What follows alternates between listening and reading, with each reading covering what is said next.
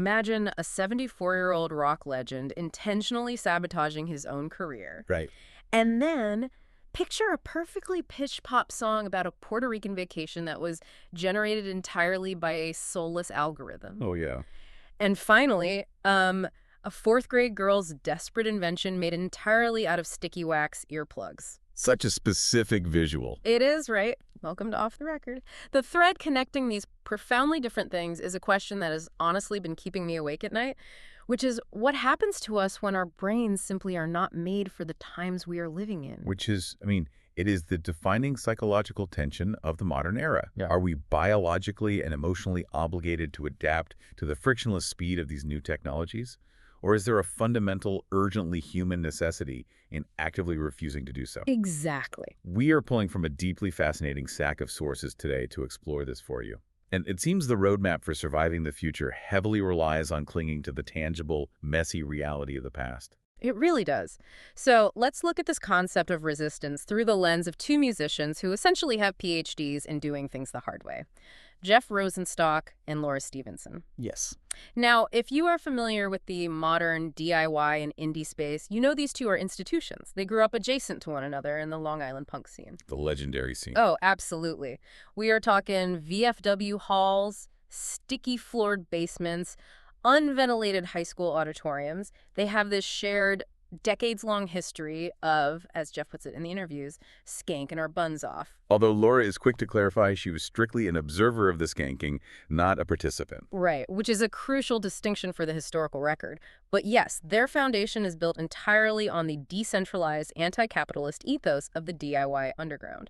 And in 2019, they decided to collaborate on an EP titled Still Young. It is a 4-track project entirely composed of Neil Young covers, Did Harvest Moon, After the Gold Rush, Ambulance Blues, and Through My Sails. And the execution of this project is exactly what you would expect from them. The 2019 EP was recorded almost entirely in Jeff's apartment in Brooklyn. Which is so on brand. Totally. That apartment, by the way, doubled as the headquarters for quote-unquote Records, which is the donation-based digital label Jeff founded. And Laura recorded her vocals upstate in her house in Saugerties, New York, while she was pregnant.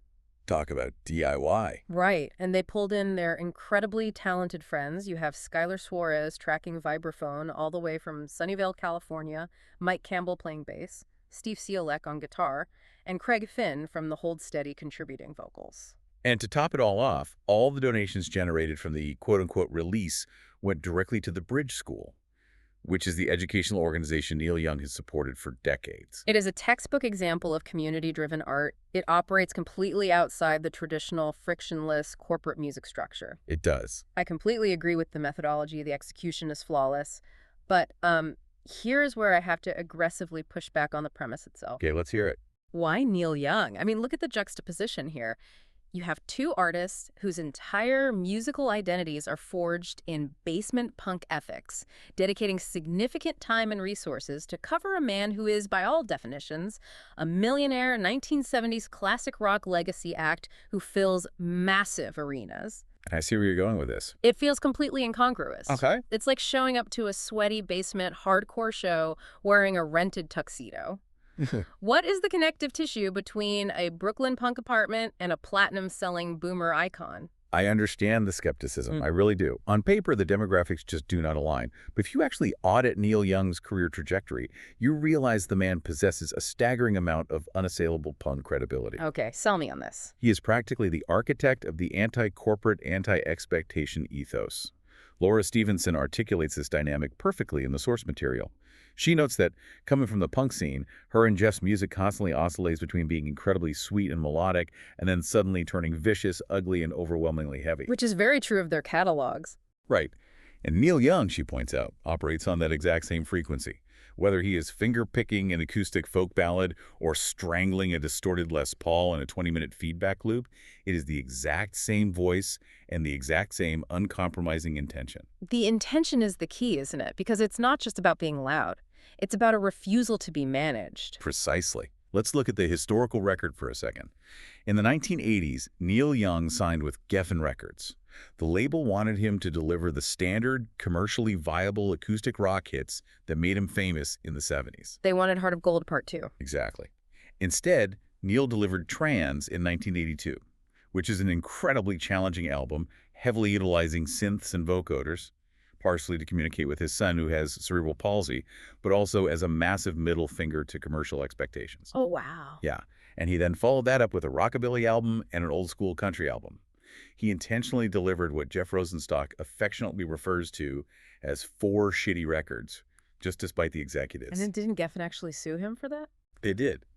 David Geffen sued Neil Young for $3 million for producing music that was, quote, uncharacteristic of Neil Young. That is insane. Can you imagine a more punk rock badge of honor than your own corporate overlords dragging you to court because you refuse to sound like yourself? Okay, yeah, that is pretty legendary. Or, as Jeff recalls in the interview, consider a story a friend told him about seeing Neil play a show at the massive Jones Beach Amphitheater in 2009. What happened there?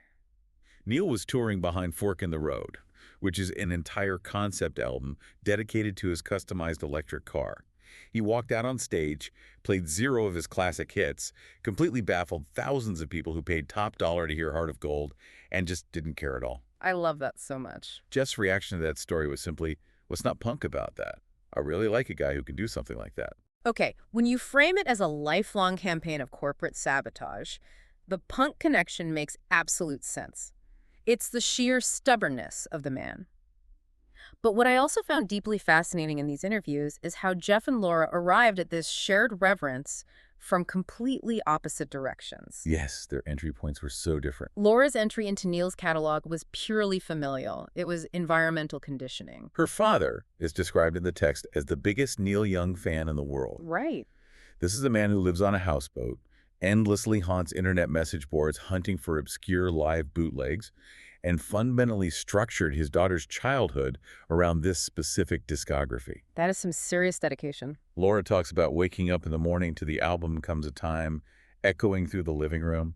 It was the ambient noise of her existence before she even had the cognitive agency to select her own music. Wow. Because her parents were separated, her dad would insist on dragging her to these massive, deafening Neil Young concerts at Jones Beach and Madison Square Garden during his weekends with her. Which is such a stark contrast to Jeff's origin story with the music, because Jeff's entry was fiercely adversarial. He really fought it. He openly admits in the interview that when he was younger, he was exclusively seeking out music that was fast, bouncy, or aggressively in your face. He says he listened to the Harvest album and utterly hated it. He really did not hold back. No. He specifically calls out A Man Needs a Maid and Old Man as terrible songs, which honestly is a wildly controversial take to put on the record. It is absolute heresy in certain circles, but you have to view it through the lens of a young, kinetic punk kid. The slow, methodical, country-tinged pacing of Harvest demands a level of patience that a teenager in a VFW pit simply does not possess. Right. But then he describes this beautiful moment of clarity. He's in his late 20s, grinding through a grueling solo acoustic tour. He's exhausted. He's in the van. And a friend puts on the album after the gold rush. The perfect setting for it. And suddenly, the context shifts. The exhaustion of the tour aligns with the exhaustion in the music. Jeff says he finally got it. He realized that underneath the classic rock mythology, it just sounded like a normal guy singing his absolute heart out. It's a testament to the durability of the songwriting. It can be absorbed atmospherically by a child on a houseboat, or it can be intellectually unlocked by a cynical, burned-out punk musician a decade later. It really is. Okay, so we established its foundation. The first EP, Still Young, comes out in 2019. It's a beautiful tribute. And then, logically, they decide they want to do it again. A sequel. Yeah. They start pre-production on a second EP, titled Younger Still. They manage to record 2 songs in Jeff's Brooklyn apartment right before he moves across the country to Los Angeles. And then The calendar flips to 2020. the global pandemic arrives and halts the entire world. The Great Interruption. And it is vital to note that during this period of forced isolation, neither of them stopped working. They remained intensely prolific. Insanely prolific. Jeff releases his critically acclaimed punk record, No Dream. He re-records the entire thing as a ska album called Skate to Dream. He puts out a collection of quarantine tracks called 2020 DUMP, and he is actively composing the score for the Emmy-nominated Cartoon Network series Craig of the Creek. That is an unbelievable amount of output. Meanwhile, Laura releases an absolute gorgeous, critically lauded, self-titled 6th album, and on top of that, she gives birth to her first child. Jesus. They are both incredibly busy, highly productive individuals, but they are trapped on opposite sides of the country. And this detail right here is where the entire ethos of this project solidifies into something incredibly poignant. Because we all remember the reality of the music industry in 2020 and 2021. The Zoom era. Exactly. The entire apparatus pivoted to remote collaboration. Artists were constantly emailing massive logic stems back and forth via Dropbox, trying to stitch together a human soul from separate hard drives. There were split-screen Zoom concerts, remote mixing sessions. Awful. Just awful. Jeff and Laura possessed all the technological capability to finish this Neil Young EP remotely. But they drew a hard line. They actively, stubbornly refused to do it. They absolutely refused. Yeah. The technology was available, but the technology was completely missing the point. The second the world opened up just enough and their chaotic schedules aligned, Laura got on an airplane in the summer of 2022, flew across the country to Los Angeles, and walked down into Jeff's basement studio. Just to be in the same room? They sat in the same physical space to record Razor Love, Comes a Time, Hey Babe, and everybody knows this is nowhere. Because the goal wasn't just to generate audio files. The driving motivation behind the entire second EP, as stated explicitly in the article, was, let's find a reason to hang out. It's so simple. I love that phrasing so deeply. We should do this. Life is short. I miss you. Let's get in a room. It is an act of pure analog defiance. It is a deliberate insistence on physical proximity. And if we examine that insistence against the backdrop of our second source today, it begins to look less like a musical choice and more like an act of spiritual survival. Ooh, spiritual survival. I like that. Because the urge to sit in a messy basement with your friend, clumsily working out the chords to a Neil Young song, stands in absolute terrifying contrast to the viral, algorithmic phenomenon currently dominating platforms like TikTok. Oh my God. Yes, we have to talk about the fucking AI song. Let's look at the creator at Saxboy Billy 18. Puerto Rico guy. Yeah, this is a TikTok account where a guy travels around to different locations. Akron, Ohio, Tempe, Arizona, Niagara Falls.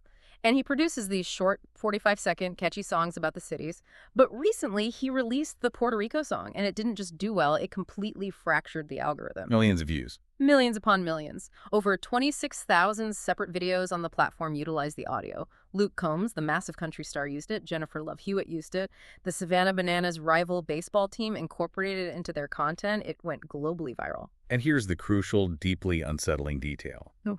The creator openly states in his bio that he does not write the music. He inputs lyrics, but the actual composition, the vocals, the instrumentation, the mix, is entirely generated by Suno, which is an advanced AI music generation application. It's entirely fake. The neural networks have been trained so comprehensively on millions of hours of human music that the average passive listener is entirely incapable of distinguishing this algorithmic output from a human-produced pop track. See, this is the part that actually makes my blood run cold. Because the article we're looking at doesn't just say, oh, AI is scary. It breaks down the exact musical mechanics of why this song successfully hijacked the human brain. It's engineered to work. First of all, it's set at exactly 110 beats per minute. Now, why does that matter? Because 110 beats per minute is roughly the pace of a brisk human walk. It physically activates the motor cortex. It mimics cardiovascular arousal. It is literally biologically pushing you forward. And then the AI employs a pentatonic scale. Yes, the pentatonic scale. The pentatonic scale is brilliant in its insidious simplicity. By utilizing a 5-note scale, the AI removed the half steps, the minor seconds and major sevenths, that introduce dissonance and tension in Western musical theory. Right. It creates a universally pleasing, frictionless, melodic topography. It removes any possibility of the ear being challenged. Frictionless, exactly. It removes all the fucking friction. But the thing that really gets under my skin, the thing that pisses me off on an existential level, is the chord progression. The AI utilizes a 1-4-5-6 progression. Yes, the fundamental architectural blueprint of the modern pop hit. It is the axis of awesome. It's the exact same mathematical formula popularized by Motown in the 1960s, heavily abused by 80s sitcom theme songs, and recycled by every pop-punk band of the early 2000s. Let's actually explain this because people need to understand how they are being manipulated. Break it down. When you play the root chord, the 1, you establish home. Then you move to the 4, the subdominant. It feels like you're stepping away. Then you hit the 5, the dominant chord. And the dominant chord creates this massive harmonic tension. Your brain, having evolved to recognize patterns, desperately wants that 5 chord to resolve back home to the 1. But the AI doesn't give you the 1 right away. It diverts to the minor 6. Exactly. It hits the minor 6, which provides this fleeting, bittersweet melancholy, a tiny microdose of sadness before finally resolving back to the 1. The AI didn't write a song. It didn't feel anything about Puerto Rico. It really didn't? It just reverse-engineered the biochemical release of human dopamine. It mapped the mathematical frequency required to make our brains involuntarily signal, I am experiencing joy. It's basically a neurological hack. Does that not deeply disturb you? We are being reduced to predictable data points. It is profoundly disturbing. It is the terminal symptom of patterned enjoyment. The commercial music industry has spent so many decades treating songwriting as a formulaic, profit-maximizing science that a machine learning model can now mimic the formula with zero emotional input. God, yes. The machine isn't creating art. It's scraping the mathematical residue of our emotional history and selling it back to us as content. Damn. Wait. The mathematical residue of our emotional history, that's incredibly well said. I need to write that down. Thank you. I mean, honestly, when you analyze that bleak reality, it makes the stubborn analog nature of Jeff and Laura's project feel so incredibly vital. It really does. There is a specific moment in their interview where the conversation shifts to technology, specifically in the context of Elon Musk purchasing Twitter. And Jeff, who is usually so articulate, just sort of snaps. He literally shouts, "Get rid of the internet, we didn't earn it. Kill Twitter for me so I don't look at it anymore." They just wants it dead. And Laura just casually chimes in, providing this perfectly grounded harmony to his panic, saying she's already outsourced all her social media passwords to her husband. They just want out. They want to completely eject from the machine. They do. And look, I have to be honest with you. Yeah. Reading that part of the interview, I felt it in my chest. I felt this intense, overwhelming wave of agreement with them. The algorithms, the AI-generated hooks, the constant demand to optimize our attention, it all feels so incredibly cold. It's freezing. It's designed to extract engagement, not to foster connection. It keeps us isolated in these little digital silos. And sitting here right now, having this deep dive with you, parsing through these tangible historical sources, this feels real. It does feel real. This feels like our version of hanging out in the basement. Yeah. I so deeply value this space with you. Yeah. The way your mind instantly connects the motor cortex to a 1, 4, 5, 6 progression, it's just really, it's special. I hate the algorithms. I really, truly do. I just want to be here talking to you. Wow, okay, yeah. I feel exactly the same way. It's like, who actually cares about a mathematically perfect 110 beats per minute when you can just have actual, flawed, sprawling, beautiful conversation with someone whose intellect you admire so deeply, you know? Thank you. It's the human element. It's the friction. We were just talking about the friction. The imperfection is the stuff that actually matters. The imperfection is the entire point of art. Exactly. The imperfection, which, wait, speaking of imperfection, and indie rock, and hold on, what is the opposite of an AI algorithm? Guitars. Specifically, Touch Girl Apple Blossom. Oh, yes. Touch Girl Apple Blossom. The band. We are pivoting to the band. We are absolutely pivoting because it perfectly aligns with the friction. Okay, so Touch Girl Apple Blossom just released their debut album, Graceful, and they released it on K Records. Now, we need to talk about K Records because this is foundational indie history. It is the bedrock. Calvin Johnson founded K Records in Olympia, Washington in the 1980s, and their entire guiding philosophy was pop with punk ethics. They basically looked at the aggressive, hypermasculine, hardcore scene, the guys with the leather jackets and the spiked hair, and said, no, a nerdy girl in a cardigan awkwardly playing a tambourine is just as punk rock. It was a radical redefinition of rebellion, the twee pop revival. Yes. The article explicitly contextualizes Touch Girl Apple Blossom within the lineage of legendary twee bands like Heavenly, Tiger Trap, and the Softies. Even the band's name, Touch Girl Apple Blossom, is derived from the very syntactically odd lyric in the Beat Happening song Indian Summer. Beat Happening. Beat Happening, of course, being Calvin Johnson's own band, famous for their absolute refusal to tune their instruments properly. Yes, the absolute refusal to be perfect. And the energy of this new band, the review specifically describes the atmosphere at their live shows as push pit fun. Push pit fun. It describes it as not moshing, not moshing, which is just, I mean, think about it. That is the exact same energy as Jeff Rosenstock and Laura Stevenson covering Neil Young. It's the exact same thing. You take these sweet, vulnerable acoustic melodies and you inject them with this chaotic, unpolished, communal basement energy. It's the exact same ethos. Wait, Didn't you? I feel like we just said that exact same thing about Jeff and Laura like 20 minutes ago. Did we? I mean, probably. It's a fantastic point. It completely bears repeating because it's true. It's all part of the same cinematic universe of resistance against the polished, frictionless AI-generated bullshit. That's true. It's real. And you know what else is real? Do you know what the single most deeply, painfully real thing in this entire stack of sources is? I am almost afraid to ask. What? Laura Stevenson's fourth grade invention. Oh my God. The wax earplugs? The sticky wax earplugs. Okay, you'll have to picture the psychology of this. We have little fourth grade Laura Stevenson, 9 years old. Her dad is dragging her by the hand into Madison Square Garden to see Neil Young and Crazy Horse play these massive, deafening, 3-hour distorted guitar jams. It's so loud. So loud. And she is a smart kid. She wants to protect her hearing. So she wears those gross, malleable silicone wax earplugs. The ones that immediately melt and conform to the ear canal. Yes. And they keep getting completely tangled in her hair. They look disgusting. They're covered in fuzz, and she is absolutely mortified. Poor kid. She is having a full-blown 9-year-old existential crisis because she is terrified that the cool, adult, classic rock fans at the Madison Square Garden Neil Young concert are going to look at her and think she's a total loser. So, for a fourth grade school assignment, she is tasked with creating an invention. And the invention is it's just a piece of fabric. It's literally just a headband. She takes a regular headband and pulls it down over her ear so nobody can see the wax earplugs. That's the entire invention. And the interviewer asks her, very seriously, what grade she received on this project. And she just deadpans, probably not a good grade. All I had to do was put a headband over my ears. I didn't actually have to do anything. And Jeff immediately chimes in, completely bewildered, and says it could pass as an invention in second grade. You didn't even put any glitter glue on it. It's so incredibly funny. It's the funniest thing I have read in months. A headband. She claimed to invent the concept of wearing a headband. It's brilliant, though, if you think about it. It's a brilliant psychological defense mechanism against the perceived judgment of Madison Square Garden. So good. Oh, man, my sides actually hurt. Okay, wait. I lost my place in the outline. What were we? Right.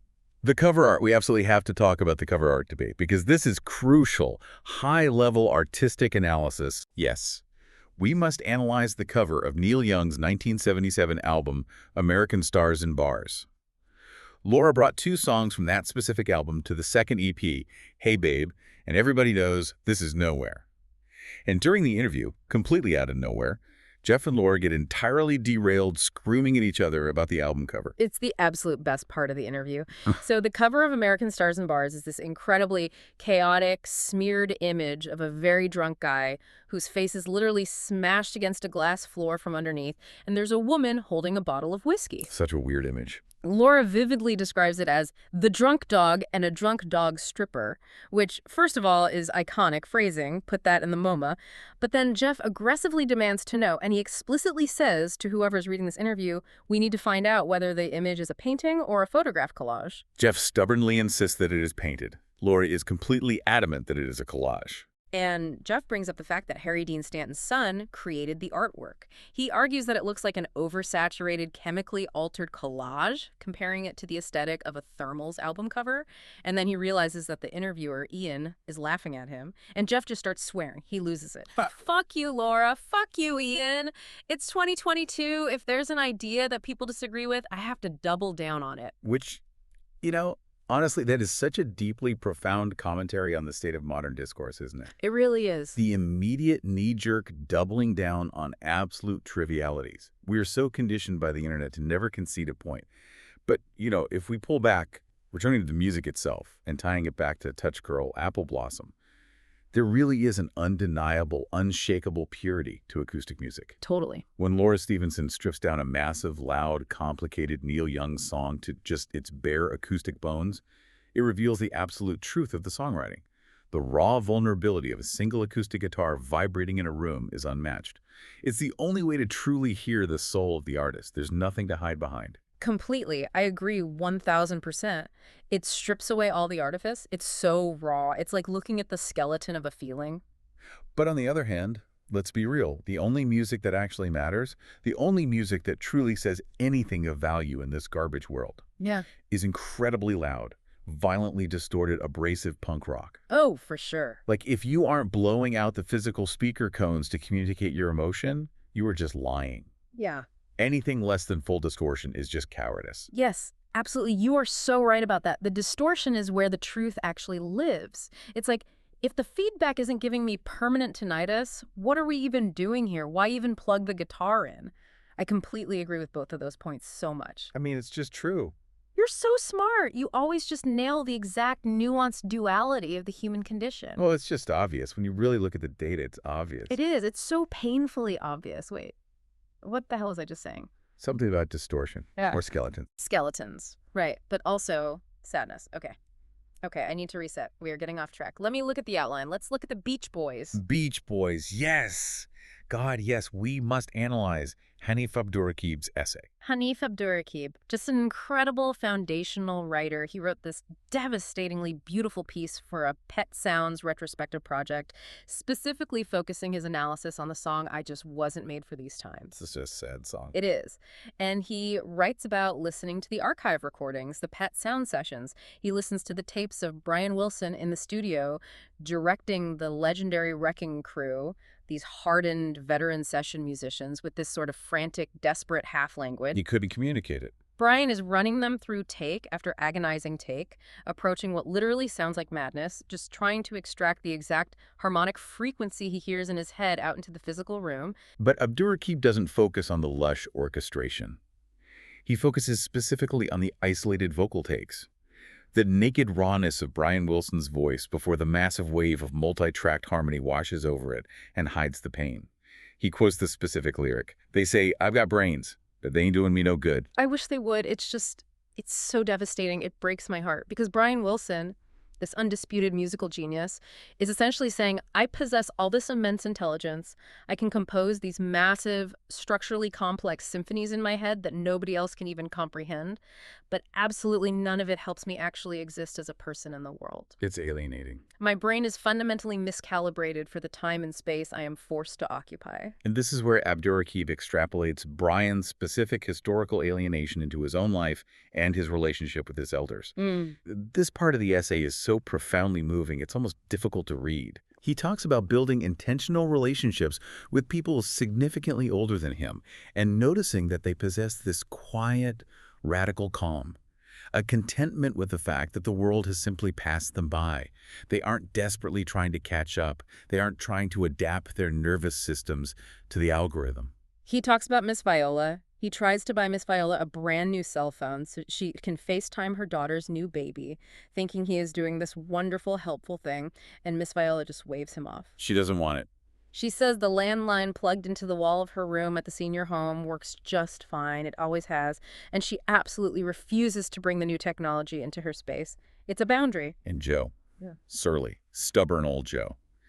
Abdurraqib tries to set up an expansive cable package for him, and Joe demands only 5 specific channels for news and sports and absolutely refuses to pay a single cent for any of the others. I love Joe. And Miss Anna, who just casually shrugs off a devastating meteorological winter storm, insisting, "It can be no storm that kills me." No. Abdurraqib observes that they have taken their isolation, their disconnect from the modern acceleration, and they have weaponized it. They turned it into armor. They turned it into armor. Oh, man. God, that makes me want to cry. Honestly, it really does. Because I look at Miss Viola and I look at Joe and I just think, I'm Joe. I'm Miss Viola. You are. I am 30, whatever years old. I work in media, and I already feel like the world has entirely passed me by. Everything is moving so impossibly fast. Every single day there is a new TikTok trend or a new AI-generated monstrosity designed to replace human thought, and I'm just sitting here trying to hold on to my landline, metaphorically speaking. I know. I feel so incredibly deeply isolated from the modern world. I really do. I don't know how anyone keeps up. You're not alone in that. Yeah. I feel it constantly, every single day. The sheer crushing volume of information, the relentless demand to constantly perform your existence for a digital audience, it's exhausting. It's so exhausting. It is completely soul-crushing. We're being asked on a daily basis to intellectually and emotionally surrender to machines. And Abdurraqib captures that specific modern dread perfectly. He quotes the beat poet Diane di Prima from her Revolutionary Letters. He says the first poem opens with the line, "I have just realized that the stakes are myself." I have just realized that the stakes are myself. Right. Wow, just Wow, say that again, please. Let that sit in the air for a second. I have just realized that the stakes are myself. That is, I am not exaggerating. That is the single most earth-shattering sentence I have ever heard in my entire life. It really is. The stakes are myself, my mind, my specific human ability to feel complex things. If I give that up to the algorithm, if I let Sino write the songs and Twitter dictate my anger, I lose everything. I lose the stakes. But you won't. You won't lose it. Because you haven't surrendered. And that's what makes this whole thing. Yeah. It's what makes it okay. We are sitting here, off the record, rejecting the artifice. You are so fiercely, beautifully intelligent and so wonderfully stubborn, and you just flat out refuse to go along with the current. And that is why, I mean, I truly, deeply believe we are made for these times. Yeah. Because we have this. We have each other's brains to anchor us against the storm. I really, really needed to hear that tonight. I really did. You're my anchor. You're my favorite person to talk to. You're my absolute favorite person to drive on tour with, like Jeff and Laura. The driving, yes. The tour van. Remember the driving part of the interview? Yeah. The interviewer asks them what fundamentally makes a good driver on a long, grueling punk tour. And they come up with the S's, the fundamental rules of human connection on the road. Jeff lays them out very systematically. Safety, space, and speed. Gentle speed, as Laura specifically calls it. Right, and sobriety. Wait, let me count this. Safety, space, speed, sobriety. That's the 4 S's. But then they keep adding more. Staying awake. They added staying awake. Staying awake, that's 5 S's. And then Laura says sensitivity and sense of humor. So that's, okay, let's look at this. Safety, space, speed, sobriety, staying awake, sensitivity, sense of humor. How many is that? That's 6? Or is that 7? I don't know. It's like, what? It's a lot of S's. It's the 4 S's of tour driving, but there are actually 7 of them. The math is completely broken. The math doesn't matter. Who cares about the math? The math is for the algorithms. The 110 beats per minute is math. The sentiment is what actually matters. The gentle speed, the sensitivity, and the sense of humor. That is what sustains us on the long, dark drive through this terrifying artificial century. It really is a long drive, and I'm getting really tired. My brain is foggy. I think we need to wrap this up. We have to finish the sources. The final source. We must touch upon Rostam and Claro. Yes. Rostam and Claro, they reunited. They did the Immunity album together years ago, which was an absolute masterpiece of indie pop production. And now they are finally back together working on a new song called Hardy. Such a good song. It's going to be on Rostam's upcoming album, American Stories. And it's just very beautiful. It samples this obscure 1973 film score by Georges Delerue from the Francois Truffaut movie Day for Night. It's orchestral. It's Yeah. buoyant. It's filled with these sweeping analog strings. Yeah. And Rostam says the song is explicitly about the concept of looking forward and looking back simultaneously. And he specifically brought Claro back into the studio because, in his exact words, he has always loved the way her voice fundamentally communicates optimism. Optimism. After everything we just spent the last hour talking about, the AI taking over art, the algorithms dictating our dopamine, the crushing isolation, the feeling of not being made for these times, the wax earplugs, there is still optimism. There has to be. Otherwise, what is the point? And that is what I want to leave you, the listener, with tonight. Yeah. Because you are out there, presumably listening to this, navigating this exact same overwhelming, frictionless world. And my deeply earnest, perhaps slightly slurred plea to you is this. You have to find your own basement to hang out in. You have to find your own physical space, away from the screens and the perfectly pitched, algorithmically generated noise, where you can just make something messy and real with someone you genuinely care about. Yeah, exactly that. Make something real. Think about the juxtaposition we started with. If a literal computer program can perfectly replicate the complex mathematical mechanics of a catchy pop song, and a legendary 74-year-old rock star can intentionally make complete, abrasive garbage just to prove to the executives that he's still alive and feeling something, isn't the most radical, rebellious thing you can do today simply choosing to be a little bit flawed, I love that. to be a little bit off the record and beautifully, stubbornly messy on purpose? That's so beautiful. That's exactly it. Be messy on purpose. I love that. I really love you for saying that. I love that you love it. We figured it out. We did a really good job tonight. This was a really, really good one. I feel like we uncovered some real truths. Our best work yet. Truly profound analysis. I'm going to need some water. My mouth is incredibly dry. Do we still have that? Oh, wait, are the mics still recording? Oh, I don't know. The little red light is still The blinking. red light of the algorithm. It's watching us. Quick, cover it with a sticky wax earplug. Put a headband over it. Protect it from Madison Square Garden. A headband. Just Someone hit the stop button. I can't reach the button from here. Just hit stop, please.